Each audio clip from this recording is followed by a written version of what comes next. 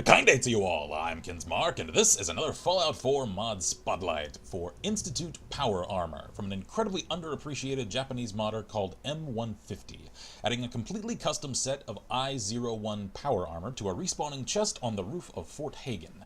And as soon as I saw this one, I knew I had seen that armor design somewhere already, and I did a little digging through my art folders, because yeah, that's a thing I have, and found that this armor is extrapolated from a single piece of concept art for the game that one can only assume was discarded at some point during development.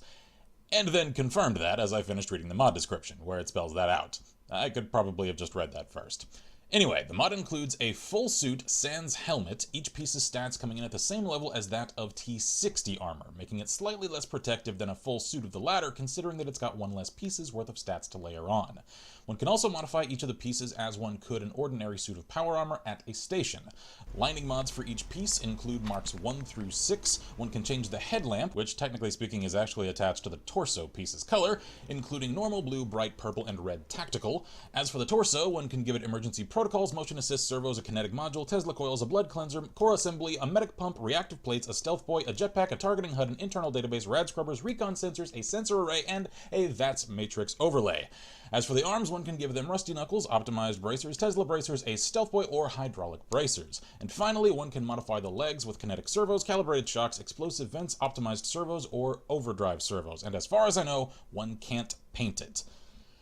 Oh, that's a mouthful. Alright, so, much as I might like to see this integrated into the game a little more logically or immersively than just cramming it all into a conspicuously tiny for its contents crate on top of a fort, I can't argue with the artistry in the modeling. It looks like that concept art leapt off of the page and into the game, so credit there where it's absolutely due. Lore purists may rightfully cringe at having the capability to just go pick the suit up, so give that some consideration if you're one that might take issue with that. Then again, it isn't all that different from how the standard suits of power armor are scattered across the game, now is it?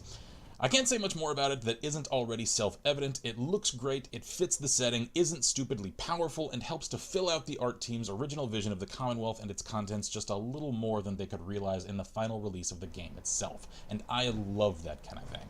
So check it out at the link in the description if you're interested. Thank you kindly for watching. Consider checking out our Patreon page if you enjoyed this video to help us keep the show alive. I am Kinsmark here at Lessable Press, and as always, I wish you all good gaming and Godspeed.